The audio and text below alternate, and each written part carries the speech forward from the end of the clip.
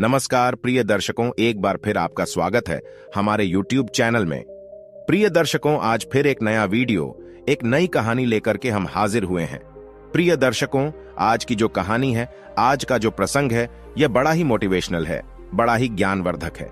प्रिय दर्शकों, यह कहानी जानवर को भी इंसान बना सकती है। पत्थर की तरह मजबूत दिल रखने वाले की आंखों में भी आंसू आ जाएंगे।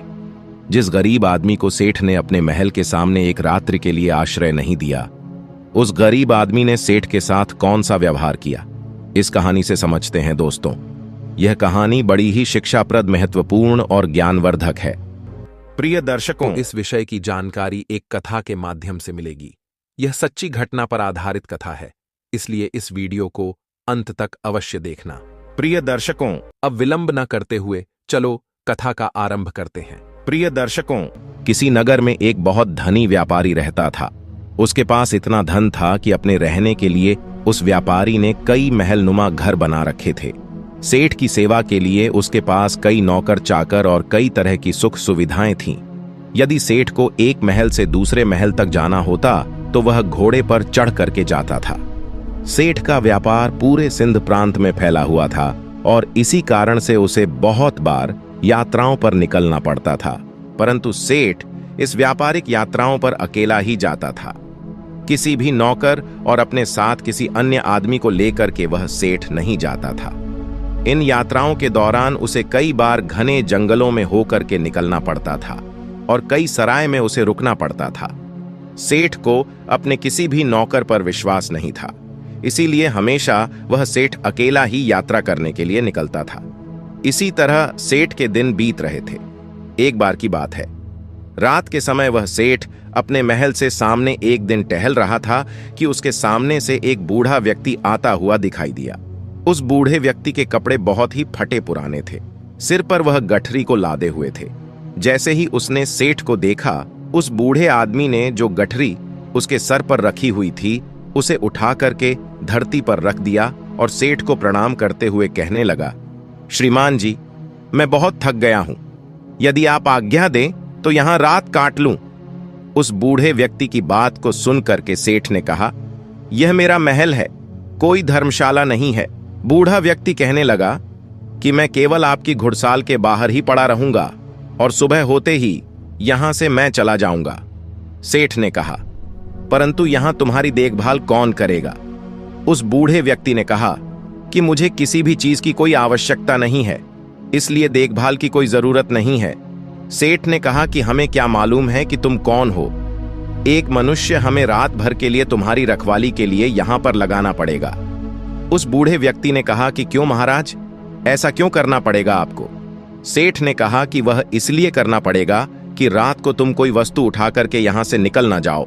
इस पर राम राम कहते हुए उस बूढ़े व्यक्ति ने अपने कानों को हाथ लगाया और सेठ को नमस्कार करते हुए अपने सिर पर उस गठरी को फिर से लाद लिया और वहां से चलने लगा। रात अंधेरी थी, आकाश में घने बादल छाए हुए थे।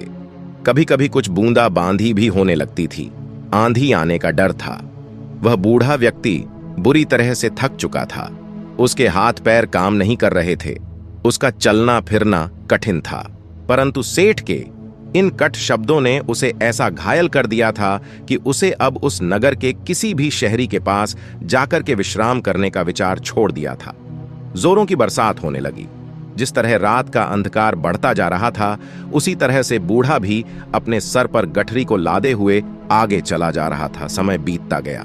कुछ दिनों के बाद वह सेठ अपने मित्रों और अन्य सेवकों के साथ एक दिन शिकार खेलने के लिए जंगल में निकल पड़ा। शिकार खेलते समय उसे अपना घोड़ा एक हिरण के पीछे उसने लगा दिया। बहुत ही प्रयत्न करने के बाद वह उसके हाथ न लगा और इसी दौड़ धूप में वह सेठ अपने साथियों से आगे निकल चुका था। जंगल घना था और घने जंगल में घुस जाने के कारण वह सेठ अपने नगर का मार्ग भूल चुका था। लगभग घंटों वह जंगल में भटकता रहा। इतने में ही रात हो गई। आंधी चलने लगी, बादल छा गया। कोई भी ऐसा व्यक्ति नहीं था जो सेठ की किसी भी प्रकार से कोई सहायता कर सकता था। बेचारा थक करके चूर चूर हो गया। जब उसे कोई रास्ता नजर नहीं आया तो वह एक वृक्ष के नीचे बैठ गया। आंधी इतनी जोरों से बढ़ने लगी कि जंगल के जो वृक्ष थे वह सब टूट टूट करके गिरने लगे। आंधी के कारण अंधेरा बढ़ने लगा। हाथ को हाथ नहीं दिखाई दे रहा था। प्रकृति के इस प्रकोप से घबरा करके सेठ का जो घोड़ा था वह अपने बचाव के लिए इधर उधर भागने लगा। घोड़े का मालिक इतना थक चुका था कि उसे होश नहीं था। थोड़ी देर के बाद आंधी जब कुछ कम पड़ी, थोड़ी थोड़ी बरसात होने से चारों ओर जो फैली हुई धुल थी वह बैठ चुकी थी। आकाश को साफ हो गया था। तब सेठ ने देखा कि उसका घोड़ा उससे वहां से जुदा हो चुका है। उस सेठ ने उस घोड़े को 200 हज़ देकर के खरीदा था और उस घोड़े से बहुत ही प्यार करता था। उसे पालने में उसने किसी तरह की कोई कसर नहीं छोड़ी थी। अब तो सेठ को घर पहुंचने की कोई भी उम्मीद नहीं थी।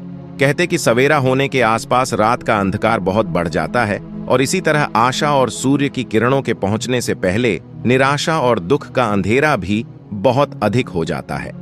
बहुत अधिक दुखी और निराश हो जाने पर उस सेठ को दूर से एक व्यक्ति आता हुआ दिखाई दिया। पहले तो उस व्यक्ति को देख करके वह सेठ सहम गया।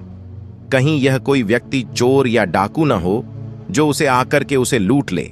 परंतु जब उस व्यक्ति ने सेठ के पास आकर के नमस्कार करते हुए अपने होठों की मुस्कान से सेठ के हृदय को निर्मल कर दिया, सेठ को बड़ी उम्मीद दिखाई दी। उसे आशा का प्रकाश दिखाई देने लगा। हंसते हुए उस व्यक्ति ने सेठ से कहा, आप इतने क्यों घबराते हैं? साथियों के बिछड़ने से, राह भटकने से और किसी की सहायता न मिलने से। कहते हुए सेठ ने अपनी सारी जो राम कहानी थी उस व्यक्ति को सुना दी।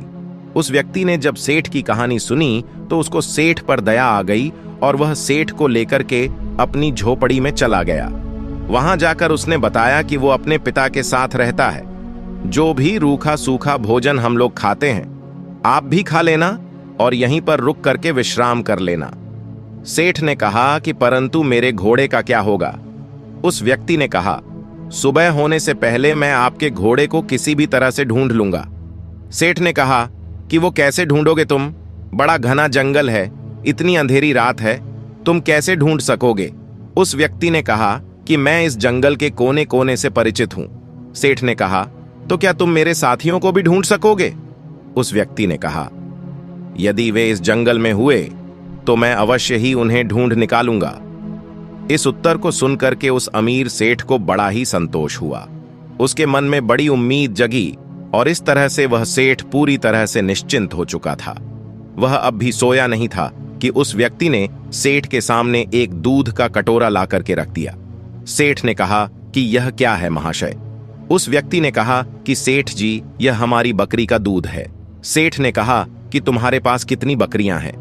उस व्यक्ति ने कहा कि मेरे पास तो सिर्फ एक बकरी है। सेठ ने कहा, क्या एक बकरी इतना दूध दे सकती है या एक शेर से अधिक नहीं होगा? तुम भी पियो। उस व्यक्ति ने कहा कि नहीं, पिताजी ने कहा है कि आज का जो भी दूध है वह केवल अतिथि सेवा में लगाया जा सकता है।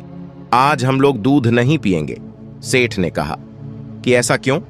उस व्यक्ति ने कहा कि हमारे यहां सबसे बढ़िया चीज दूध को समझा जाता है और अतिथि की सेवा में हम लोग इसको पेश कर देते हैं। मैं पिताजी का इकलौता पुत्र हूं और दूध हमारे यहां सर्वोत्तम भोजन समझा जाता है। पिताजी ने यह आपकी सेवा में भेजा है। सेठ ने कहा कि तुम तो सचमुच देवता हो। सेठ की बात को सुनकर के वह व्यक्ति कहने लगा, नहीं सेठ जी, देवता तो बहुत दूर की चीज है, हम तो पूरी मानवता को भी नहीं अपना सके। उसकी बात को सुनकर के सेठ ने कहा, नहीं भैया, मानवता तो आप में कूट कूट करके भरी हुई है। इस तरह बातें करते करते वह सेठ सो गया। अपने अतिथि की सच्ची सेवा करने वाला वह व्यक्ति चुपके से उठा और हाथ में मसाल लिया और अपने अतिथि के घोड़े को ढूंढने के लिए वहां से वह चल दिया। ढूंढते ढूंढते वह सुबह के समय के आसपास वह अपने अतिथि का घोड़ा लाकर के अपनी झोपड़ी पर लौट आया। जब उसकी मां ने देखा कि अतिथि का घोड़ा मिल गया है तो वह उठ करके घोड़े के लिए दाना डालने लगी। वह जानती थी कि घोड़ा जंगल से घास चर करके आया होगा, परंतु फिर भी उसने अतिथि के घोड़े की सेवा करना अपना परम कर्तव्य समझा। घोड़े को यदि दाना ना मिलता तो शायद अतिथि सेवा अधूरी समझी जाती। सुबह के समय जब वह अमीर सेठ सो करके जगा तो उसने देखा कि उसका जो घोड़ा है वह दाना खा रहा था और अतिथि सेवक, वह व्यक्ति उसके सामने हाथ जोड़े हुए कह रहा था, आज ईश्वर ने हमारी लाज रख ली। उसको सुनकर के सेठ ने पूछा कि कैसे? उस व्यक्ति ने कहा, सेठ जी, आपका घोड़ा सकुशल मिल गया। यदि वह सामने की ओर निकल जाता तो शायद बाघ उसे अपना शिकार बना लेता। इतना सुनकर के उस सेठ ने उस व्यक्ति को बहुत सा धन्यवाद दिया। इस समय उसे व्यक्ति की वृद्ध माता ने अतिथि के लिए दूध का कटोरा भर करके भेज दिया।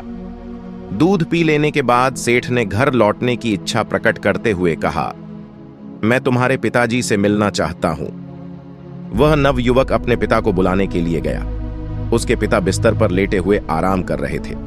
उस युवक ने पहुंच करके कहा कि पिताजी, जो अतिथि महाशय हैं वह आपको याद कर रहे हैं। उस पिताजी ने पूछा कि किस लिए?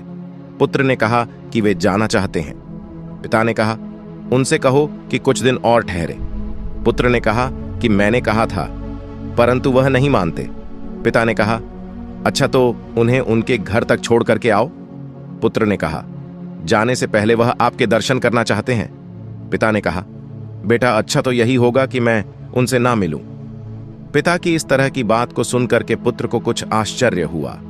उसने अपने पिता के सामने मुख से कभी कोई शब्द नहीं कहा था। आज वह पिता को इस प्रकार देखने लगा मानो उसकी आंखों में शब्द कोई लिखा हो। पिता ने पुत्र के प्रश्न को पढ़ लिया और उसे धीरे से समझाता हुआ कहने लगा, तुम शायद यही पूछना चाहते हो कि मैं अतिथि से इस प्रकार दूर रह करके उसका निरादर क्यों कर रहा हूं। असल में मेरी इस बात में भी अतिथि का सत्कार का भाव ही भरा हुआ है। पुत्र ने पिता की बात को सुनकर के कहा, मैं इस अनादर में आदर की भावना को समझ नहीं सका। पिताजी, पिता ने कहा, समझाओ भी कैसे? ऐसी कौन सी कठिन बात है जो मुझे ना समझ सके? पिता ने कहा, यह एक व्यर्थ ही घटना है जिसके बारे में बताना नहीं चाहता। पुत्र ने कहा कि अच्छा तो अतिथि महोदय से आपके बारे में क्या कहूं? पिता ने कहा कि यही कि पिताजी बूढ़े हैं और रोगी भी हैं। वह बिस्तर से उठ करके चलने फिरने में असमर्थ, इसलिए उनका बाहर आना कठिन है। पुत्र ने अपने पिता का जो संदेश था वह जाकर के उस सेठ को सुना दिया। इस बात को सुनकर के सेठ कहने लगा, इस पवित्र स्थान पर आकर के मैं ऐसे महात्मा को देखे बिना यहां से कैसे वापस चला जाऊं, जिसके घर में भूले भटके को मार्ग दिखाया जाता है, जहां अतिथि की सेवा की जाती है, जी जान लगा करके की जाती है, जहां अपरिचित अतिथि के घोड़े को ढूंढने के लिए घर वाले अपनी जान की बाजी लगा देते हैं, और जहां जो घर की गृहिणी है वह अपना खान पान उठा करके अतिथि के घोड़े की पेट भरने के लिए तैयार करती है। तुम्हारे पिता को देखकर ही मेरा जीवन सफल हो सकता है। सेठ का संदेश पुत्र ने पिता तक पहुंचा दिया। अब बूढ़ा क्या करता, उसे सेठ के सामने आना ही पड़ा। सेठ ने देखते ही पहचान लिया कि यह तो वही बूढ़ा है जो कुछ दिन पहले उनके महल के सामने सर पर गठरी उठाए हुए आया था। एक रात के लिए उसने आश्रय मांगा था और सेठ ने उसे चोर तक कह दिया था। कितनी दानव थी उसके दुर्व्यवहार में। इस वृद्ध के पुत्र ने अपनी मानवता का परिचय देकर के उस सेठ के हृदय को बिल्कुल बदल दिया था। अमीर सेठ हाथ जोड़ करके खड़ा हो गया और अपने दुर्व्यवहार के लिए उस बूढ़े व्यक्ति से क्षमा याचना करने लगा। बद्ध ने कहा, आपकी ओर से क्षमा याचना का प्रश्न ही पैदा नहीं होता है, क्योंकि मैं बाहर आकर के आपको उस पुरानी घटना की याद नहीं दिलाना चाहता था। आपके आग्रह को मैं टाल नहीं सका, इसीलिए मुझे यहां आना पड़ा। इससे शायद आपको बड़ा दुख हुआ हो, अतः मुझे आपसे क्षमा मांगनी चाहिए। सेठ ने कहा, कितना ऊंचा है आपका व्यक्तित्व। इतना कहकर के वह अमीर सेठ उस वृद्ध के चरणों में गिर पड़ा। उसके नेत्रों से पश्चाताप के आंसू झर रहे थे। उसके होंठ फड़फड़ा रहे थे, मानो वो यही कह रहे हों कि इस बूढ़े की झोपड़ी महलों से भी ऊंची है, क्योंकि जहां मानवता का निवास है। इसके बाद उस सेठ को सुरक्षित वह सेठ अपने घर में लौट आया। इस घटना के बाद उस सेठ का हृदय परिवर्तन हो गया। जहां कठोर हृदय वाला वह सेठ था, उसे किसी पर विश्वास और दया की भावना उसके मन में नहीं होती थी। वही सेठ बिल्कुल बदल चुका था।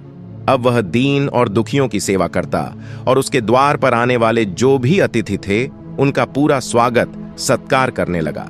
सेठ का पूरा परिवर्तन हो चुका था। जो पत्थर दिल सेठ था वह पूरी तरह से पिघल चुका था। प्रिय दर्शकों, यह कहानी आपको कैसी लगी है, एक प्यारा सा कमेंट करके जरूर बताना। और यदि वीडियो आपको पसंद आया है, अच्छा लगा है, तो इस वीडियो को लाइक शेयर करके चैनल को सब्सक्राइब करने की भी कृपा कर देना। जय श्री कृष्णा, राधे राधे।